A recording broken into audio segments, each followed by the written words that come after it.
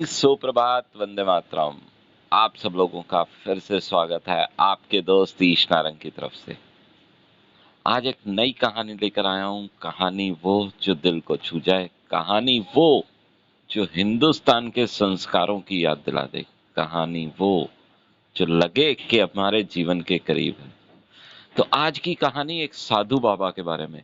साधु, धर्म प्रवृत्ति के लोग, धार्मिक लोग, हिंदुस्तान, धर्म गुरु, इन्हीं लोगों के बारे में माना जाता है, इन्हीं लोगों के कारण माना जाता है। Excuse me. और साधु जितने हुए हैं, बहुत सारे ऐसे बाबा हुए हैं, बहुत सारे ऐसे धर्म गुरु हुए हैं जिन्होंने चमत्कार से इस दुनिया को हतप्रभ किया है। और आज के जीवन में भी बहुत सारे ऐसे धर्म गुरु मिल जाएंगे जिनके कारण हिंदुस्तान को बहुत दूर तक जाना जाता है। धर्म गुरु ऐसे नहीं कहा जाता, हिंदुस्तान को यही कारण है।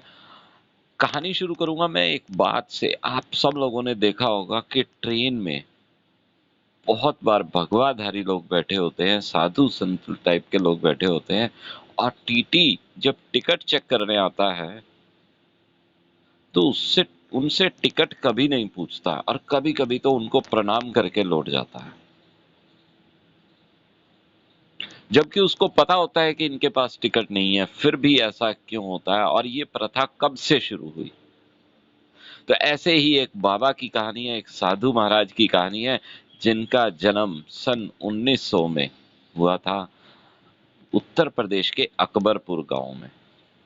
उस बच्चे का नाम रखा गया लक्ष्मी नारायण, और उसके पिता का नाम था दुर्गा प्रसाद शर्मा। और वो उस घर में जन्म लिया।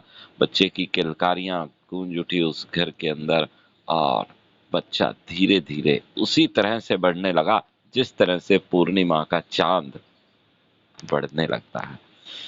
और देखिए, 11 साल की उम्र में उस बच्चे का विवाह कर दिया गया।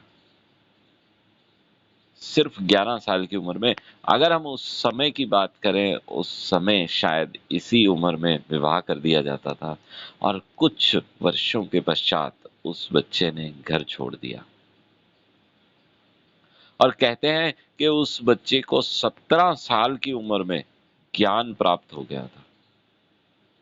हाँ जी, 17 साल की उम्र में ज्ञान प्राप्त हो गया था।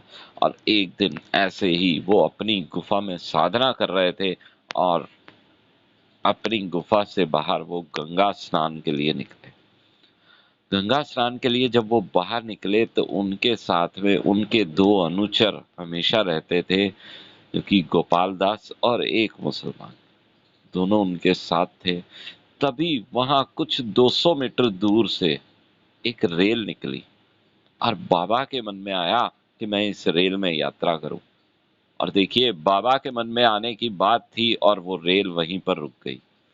बाबा अपने अनुचरों के साथ उस रेल में बैठ गए, और वो रेल चल पड़ी। कुछ देर के पश्चात, कुछ पलों के पश्चात या कुछ घंटों में, वहां पर उस डब्बे में टीटी आया, और उसने जब टिकट चेक करनी शुरू करी तो बाबा और उनके अनुचरों के पास तो टिकट था ही नहीं, क्योंकि वो किसी रेलवे स्टेशन से बैठे नहीं थे। और टीटी ने उन बाबा को वहां से नीचे उतार दिया। बाबा वहीं पास में एक बागिया थी, उस बगिया में जाकर बैठ गए अपने अनुचरों के साथ।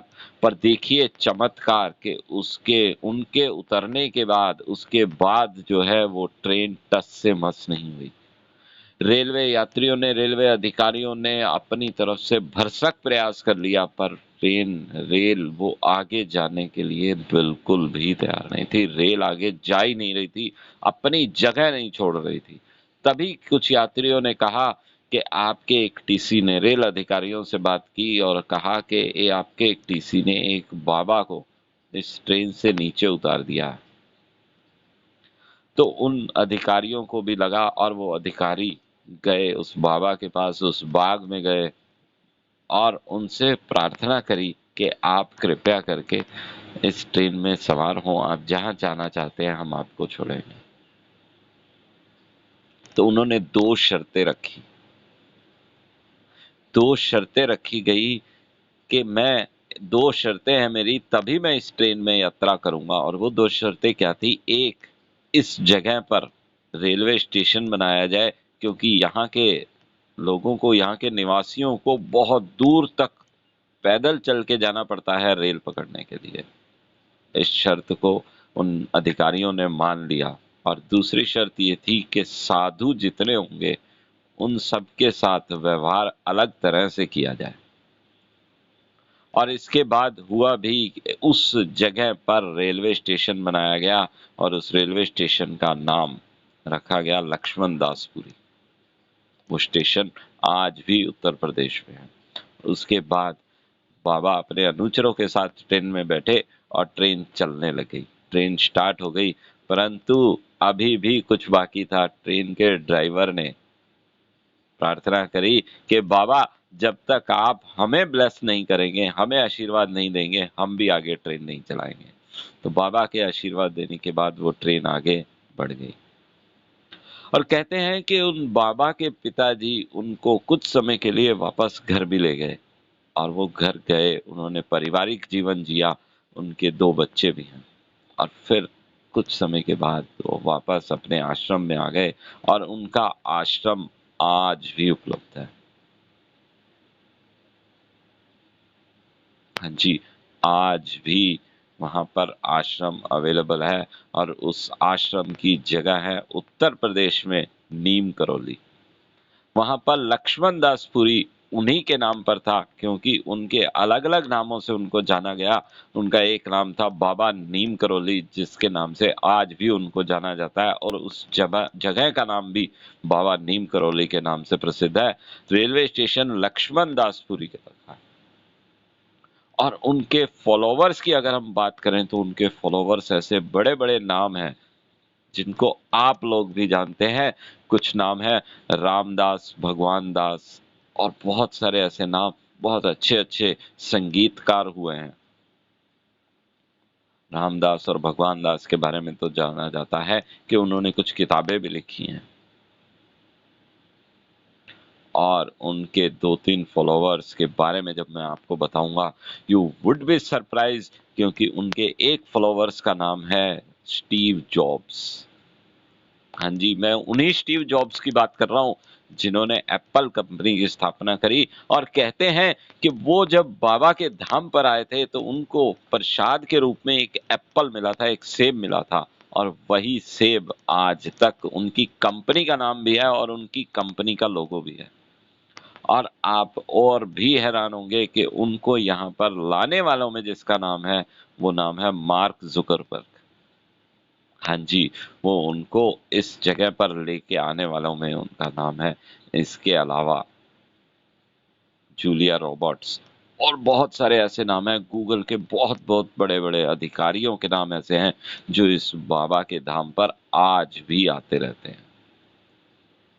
राष्ट्रीय, अंतरराष्ट्रीय बहुत सारे इनके फॉलोवर्स हैं, और कहा जाता है कि इनके पास, इनके धाम पर जो आता है, उसके बारे में लोग उसके बाद जानना शुरू कर देते हैं।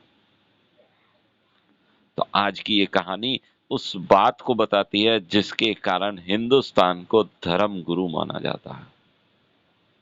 और ये कहानी यहाँ समाप्त नहीं होती। इस कहानी में और भी बहुत कुछ है जो जानने लायक है, पर समय के अनुसार हमें 10 या 15 मिनट ही एक कहानी के बारे में चर्चा करनी होती है, और ऐसी ही कुछ और कहानियां मैं रोज लाता रहूंगा। और आपको मैंने कल भी बताया था कि अब हम कुछ विषय फिक्स करेंगे कि हर दिन एक नया विषय होना चाहिए। जैसे कि रविवार को हम हर हर रविवार को एक किसी स्पोर्ट्स पर्सनैलिटी की कहानी के बारे में बात करेंगे, स्पोर्ट्स पर्सनैलिटी के जीवन के बारे में बात करेंगे। बृहस्पतिवार को हम किसी स्टार्टअप के बारे में बात करेंगे, और कुछ और विषय हम तय करेंगे जो कि हम हर रोज एक नए विषय पे, एक नए इंसान के बारे में, एक नई कहानी के बारे में सब लोगों को जानकारी दे सके, जिससे हिंदुस्तान के लोगों में नई जानकारियां बढ़े। और मैं चाहूंगा कि बाहर के लोग भी हमारे देश की उस संपदा को, उस कहानियों को जरूर सोचे, सुने, और हम वहां तक उस कहानियों को पहुंचा सकें। तो हमारी ये कहानियाँ रोज YouTube के हमारे चैनल पर उपलब्ध होती हैं। चैनल का नाम ईश नारंग है। आप ईश नारंग सर्च करके भी उस चैनल तक पहुंच सकते हैं। और कहानी आपको कैसी लगती है, कहानी के पर आप कमेंट्स कर सकते हैं, उसको शेयर कर सकते हैं, और उम्मीद करता हूं कि आप सब लोग मेरे चैनल को सब्सक्राइब तो कर ही चुके होंगे। तो हम रोज सुबह इसी समय, इसी प्लेटफॉर्म, इसी लिंक पर फिर से मिलते रहेंगे, हर रोज एक नई कहानी के साथ, एक नए विषय के साथ। तो आप सब लोगों का बहुत बहुत धन्यवाद, बहुत बहुत शुक्रिया। आज का सेशन यहीं तक। तो कल सुबह तक के लिए डोंट वरी, बी हैप्पी।